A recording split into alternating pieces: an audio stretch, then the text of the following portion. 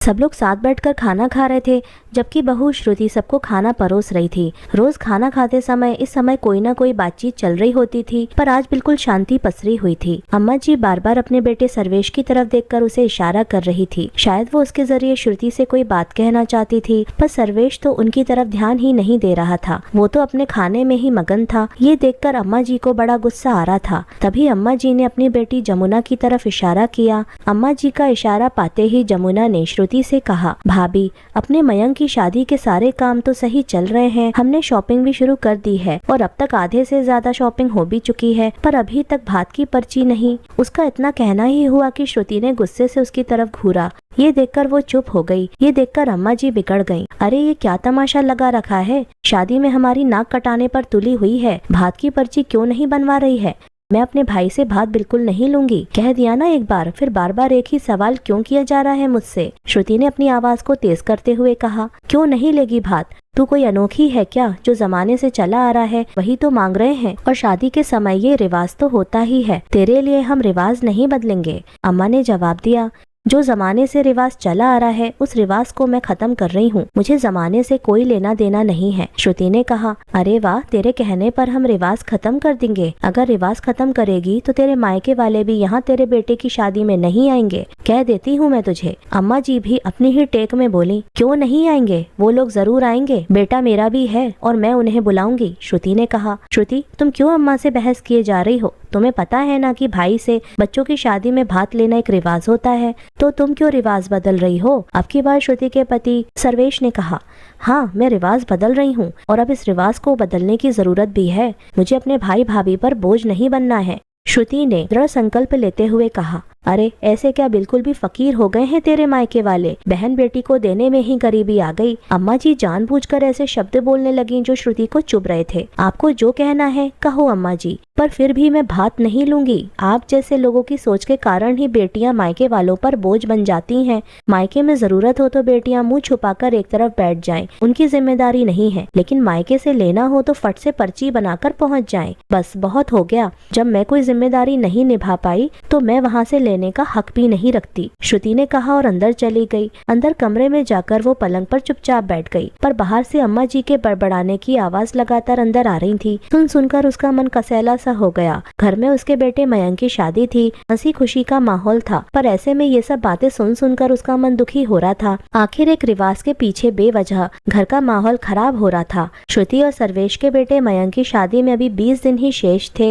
ये इस पीढ़ी की पहली शादी थी, इसलिए ननद जमुना पहले ही आ चुकी थी। शादी की तैयारी करवा रही थी। अम्मा जी की हर चीज पर पैनी नजर थी, पर जब उन्होंने भात की पर्ची तैयार करवाने की बात कही तो श्रुति साफ मुकर गई, ये कहकर कि अब वो इस रिवाज को बदल देना चाहती है, कारण उसके ससुराल वालों का रवैया। श्रुति जब इस घर में शादी होकर आई थी तब घर में अम्मा जी, पति सर्वेश और ननद जमुना ही थे। जमुना की उस समय शादी नहीं हुई थी। श्रुति के पिता ने कर्जा सिर पर लेकर अपनी बेटी की शादी की थी, क्योंकि अम्मा जी को दहेज चाहिए था और इसकी मांग उन्होंने शादी के 15 दिन पहले ही की थी। अब अचानक हुई मांग के कारण उसके पिता को कर्जा लेना ही पड़ा और कर्जा लेकर ये शादी हो गई। उस दहेज को देखकर अम्मा जी तो खुश हो गई, लेकिन उसके पिता की स्थिति खराब हो चुकी थी। इस कारण वो साल भर के त्योहार भी नहीं कर पाए और फिर 1 साल के बाद जमुना की जब शादी हुई तो उसकी शादी में भात नहीं दे पाए। बस अम्मा जी इसी बात से नाराज हो गईं और उन्होंने अपने खुद के दिए गहने तो अपने पास रखे ही थे, श्रुति के मायके से आए हुए गहने भी ये कहकर ले लिए कि ये गहने उस भात की भरपाई है जो हमें मिलना चाहिए था और तुम्हारे माता पिता ने नहीं दिया।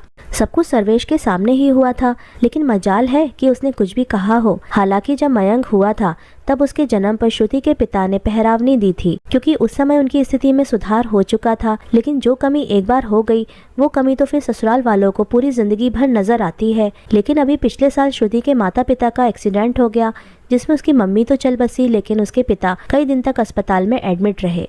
उसके भाई भाभी ने दोनों जगह पूरा संभालने की कोशिश की थी, लेकिन इस समय व्यापार बुरी तरह से नुकसान में चला गया। तब उसकी भाभी ने जरूर श्रुति से मदद मांगी थी। दीदी, अगर हो सके तो थोड़ी बहुत मदद कर दो। आपको तो घर की स्थिति पता ही है, जब स्थिति में सुधार होगा तो मैं आपको आपके पैसे वापस कर दूंगी।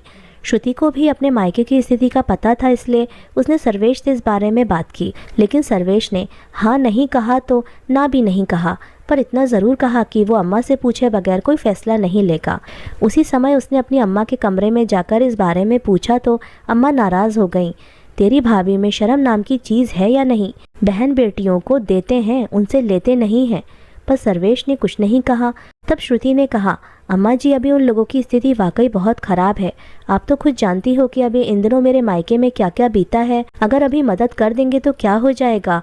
वो लोग पैसे चुकाने से मना थोड़ी ना कर रहे हैं। क्यों, हमारे पास क्या खजाना गड़ा हुआ है जो जब उन्होंने मांगा तब निकाल कर दे दिया? साफ साफ मना कर दे, हम कोई मदद नहीं करेंगे। वैसे भी आए दिन तेरे मायके की स्थिति में कुछ ना कुछ खराबी रहती ही रहती है। बेटी का भात खाकर बैठे हुए हैं, कहाँ से तरक्की करेंगे? जब तक उस भात की भरपाई नहीं होगी ना, तब तक उनकी स्थिति ठीक भी नहीं होगी। अम्मा जी ताना मारते हुए बोली। उसके आगे श्रुति भी कुछ नहीं कर पाई। आखिर किस मुंह से अपनी भाभी को मना करे? पर जवाब तो देना ही था, तो उसने अपनी भाभी को फोन करके मना कर दिया। हालांकि उसकी भाभी उसकी स्थिति जानती थी, इसलिए ज्यादा कुछ बोलती नहीं थी। बस इतना ही कहा, ठीक है जीजी, मैं कहीं और से बंदोबस्त कर लूंगी, आप चिंता मत करो। कुछ दिन के बाद उसके पिता की भी मृत्यु हो गई। तब वो 15 दिन मायके रुकी थी। उस दौरान उसने खुद देखा था कि घर की स्थिति कितनी ज्यादा खराब हो चुकी थी। एक बार फिर उसने सर्वेश से कहा, पर सर्वेश ने अम्मा का बहाना करके मना कर दिया। तब श्रुति ने चिढ़कर कहा था, हर बार अम्मा से पूछना जरूरी है क्या? शादी के इतने सालों के बाद भी तुम अपने आप से कुछ फैसला नहीं ले सकते? ये सुनकर सर्वेश नाराज हो गया था। तुम मुझे मेरी अम्मा के खिलाफ भड़का रही हो। मैं अपनी अम्मा को बताए बगैर कोई फैसला नहीं लेता। सब तुम्हारे माता पिता की गलती है। इसकी भरपाई तो तुम्हारे मायके वालों को ही करनी पड़ेगी। सर्वेश ने थोड़ी ऊंची आवाज करके कहा था, इसलिए श्रुति चुप हो गई। आखिर घर में इतने लोग मौजूद थे। खैर, उस समय तो भाभी के मायके वालों ने उनकी मदद की थी, पर भाभी की बहन ने तो श्रुति पर ताना कस ही दिया था। रिश्ते हमेशा लेने के नहीं होने चाहिए, कभी कभी देने के भी होने चाहिए, तभी रिश्तों की मर्यादा रहती है। सुनकर श्रुति कुछ नहीं कह पाई थी, बस उसकी आंखों में आंसू आ गए थे। उस समय मयंक वहीं पर था। अपनी मम्मी की आंखों में आंसू देखकर वो कुछ बोलने को हुआ, लेकिन श्रुति ने इशारे से मना कर दिया। लेकिन मन ही मन ये निर्णय जरूर ले लिया था कि वो आज के बाद मायके से कभी कुछ लेगी भी नहीं, क्योंकि उसने तो कभी कोई जिम्मेदारी उठाई ही नहीं है। हालांकि मयंक ने बाद में अपने माता पिता से पूछे बगैर भी अपने मामा जी को मदद करने की कोशिश की थी। तब उसके मामा जी ने ये कहकर इनकार कर दिया कि पैसों का बंदोबस्त हो चुका है, फिर कभी जरूरत पड़ेगी तो बोल देंगे। अभी श्रुति अपने कमरे में बैठकर ये सब सोच ही रही थी कि तभी बाहर से मयंक की आवाज आई। उसकी आवाज सुनकर श्रुति भी बाहर आ गई। अम्मा, नहीं लेना तो नहीं लेना, ये भात का रिवाज खत्म करो। बेवजह दूसरों पर बोझ क्यों डाल रहे हो? मैं इस फैसले में अपनी मम्मी के साथ हूँ।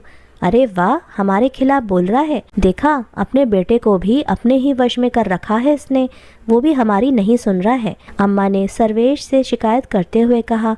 सुनकर सर्वेश मयंक से कुछ कहने को हुआ तो उसने कहा, जब अम्मा आपका बेटा आपकी सुन रहा है तो मैं अपनी मम्मी की क्यों नहीं सुनूंगा? आपका बेटा आपकी बात सुने तो आदर्श बेटा, और मैं अपनी मम्मी की सुनूं तो गलत। शादी मेरी है तो मेरी मम्मी को भी फैसला लेने का पूरा हक है।